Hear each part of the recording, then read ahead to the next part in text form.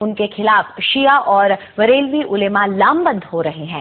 سرکار نے لکھنؤ میں ان کے لیکچر دینے پر روک لگا دی ہے اور اب ان کے خلاف فتویٰ بھی جاری ہو گیا ہے جس میں ان کے بھاشنوں کو حرام قرار دیا گیا ہے۔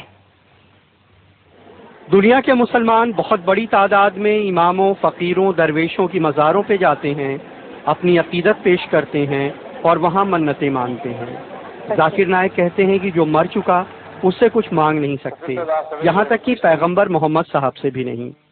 آج کی تاریخ میں ہم محمد صلی اللہ علیہ وسلم سے بھی نہیں مانگ سکتے۔ باقی لوگ کو تو چھوڑو، سنت اور باقی بابا لوگ کو چھوڑو، محمد صلی اللہ علیہ وسلم کو بھی ماننا ہمارے لیے حرام ہے۔ جو شخص ذاکر نائک اسامہ بن لادن کی بھی تعریف کرتے ہیں، کہتے ہیں کہ اگر وہ آتنکوادی ہے تو ہر مسلمان کو آتنکوادی ہونا چاہیے۔ آپ میری رائے پوچھیں تو اگر اسامہ بن لادن اسلام کے دشمنوں سے لڑ رہا ہے تو پھر میں اس کے ساتھ ہوں، اگر وہ امریکہ یعنی ایک آتنکوادی کو آتنکت کر رہا ہے تو میں اس کے ساتھ ہوں، پھر تو ہر مسلم کو آتنکوادی ہونا چاہیے۔ ذاکر نائک مہاراشٹر کے ہیں، دنیا بھر میں اسلام پہ لیکچر دیتے ہیں۔ وہ اسلامک ریسرچ فاؤنڈیشن نام کی سنستھا چلاتے ہیں جو پیس ٹی وی نام کا چینل چلاتی ہے۔ ذاکر نائک کے بھاشنوں سے تمام مسلمان ناراض ہیں۔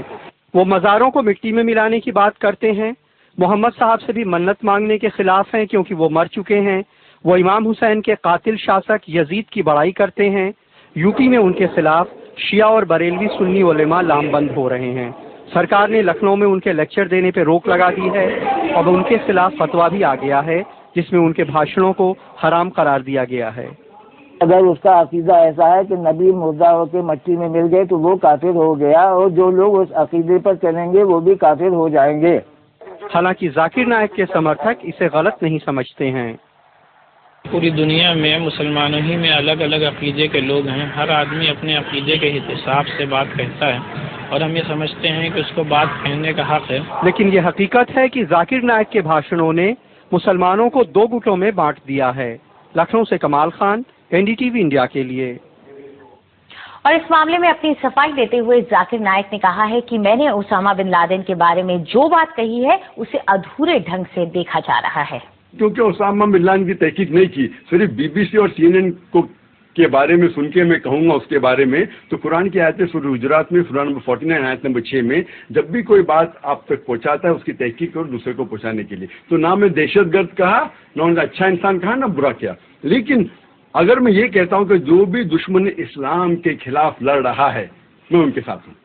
وہ یہ بھی کہتے ہیں کہ ایسی بات پہلے بھی کہی گئی ہے لیکن مجھے ہی نشانہ کیوں بنایا جا رہا ہے۔ وہ لوگ مجھ پہ فتویٰ جاری کرتے ہیں کہ کیونکہ میں نے یزید کے بعد رحیم اللہ کہا، میں اللہ بھی کس کہا، میں کافر ہوں، تو ان کو یہ بھی فتویٰ جاری کرنا چاہیے کہ امام غزالی نعوذ باللہ کافر ہے۔ یہ کہنا چاہیے کہ جس نے بخاری شریف کی شرح لکھی حافظ ابن حجر اسقلانی، وہ بھی کافر ہے، نعوذ باللہ رحیم اللہ۔ تو دیکھنا چاہیے کہ جو لوگ نے فتویٰ دیے، دارالعلوم دیوبند، دارالعلوم ندوہ، جماعت اسلامی، اہل حدیث، سارے علماء کہتے ہیں اختلاف ہے، اور اگر کوئی کہتا ہے تو کہہ سکتا ہے، اور کچھ لوگ نے علماء نے کہا کہ کہنا مستحب ہے۔ تو یہ لوگ، اس کا مطلب یہ لوگ کہ مجھے پک آؤٹ کر کے یہ چیز تو ہزاروں لوگ کہہ رہے، کیوں مجھے ہی لے کے ان لوگ اگر فتویٰ جاری کرنا ہے تو یہ فتویٰ جاری کرنا چاہیے کہ جتنے لوگ نے کہا اور لکھ دینا چاہیے۔ اور اس مسئلے پر ہم نے اسلامی ودوان مولانا وحید الدین خان کی بھی رائے جاننے کی کوشش کی۔ پہلی بات یہ ہے کہ ڈاکٹر ذاکر نائک کوئی اسلامک اسکالر نہیں ہے، انہیں اسلامک ایشوز پر بولنا نہیں چاہیے۔ دوسری بات یہ جو ہے کہ پیغمبر سے ماننے والی بات، تو مسلمانوں میں دو علماء کے دو طبقے ہیں، ایک دیوبندی علماء کہلاتے ہیں، دوسرے بریلوی علماء کہلاتے ہیں۔ تو بریلوی علماء یہ مانتے ہیں کہ رسول اللہ سے ہم مانگ سکتے ہیں، لیکن جو دیوبندی علماء ہیں وہ اس کو جائز نہیں سمجھتے۔ تو دو الگ الگ رائے ہیں مسلم علماء کے درمیان۔ میں فتویٰ کے طریقے کو غلط سمجھتا ہوں۔ اگر کسی کو کسی کی رائے ٹھیک نہیں لگتی تو وہ اس کے لیے ریزن پیش کرے، ریزن قرآن اور حدیث سے ریفرنسز دے۔ فتویٰ لگانا یہ میں اس کو بہت غلط سمجھتا ہوں۔ کسی کو یہ ادھیکار نہیں ہے کہ کسی کے اوپر فتویٰ لگائے، یہ ادھیکار کسی کو ہے ہی نہیں۔ صرف یہ ادھیکار ہے کہ وہ اپنی بات کو قرآن اور حدیث کے ریفرنس کے ساتھ پیش کرے۔ جو اسلام کا نام لے اس کو संयम ही बरतना चाहिए, चाहे उसके अपनी राय से अलग दूसरी कोई राय पेश कर रहा हो। यानी इस्लाम में तो बहुत ज्यादा संयम बरतने पर ध्यान दिया गया, बहुत ज्यादा। तो जो लोग संयम न बरते और फतवा लगाने लगे वो खुद भी गलत है। वो वहीं इस्लामी मामलों की जानकार और पत्रकार सादिया दहलवी ने कहा कि जाकिर नाइक के ऊपर इस तरह की लगाम लगाना जरूरी है। फतवे का तो मैं नहीं जानती कि फतवा देना चाहिए, ये तो उलेमा ही बेहतर जानते हैं, लेकिन मैं ये जरूर कहूंगी कि ये एक बहुत अच्छी बात है और बहुत पहले उलेमा को कौम को जाकिर नायक की बातों से, इनकी भाषणों से आगाह कर देना चाहिए था, एक्सपोज कर देना चाहिए था। मैंने खुद इनके भाषण सुने हैं इंटरनेट से।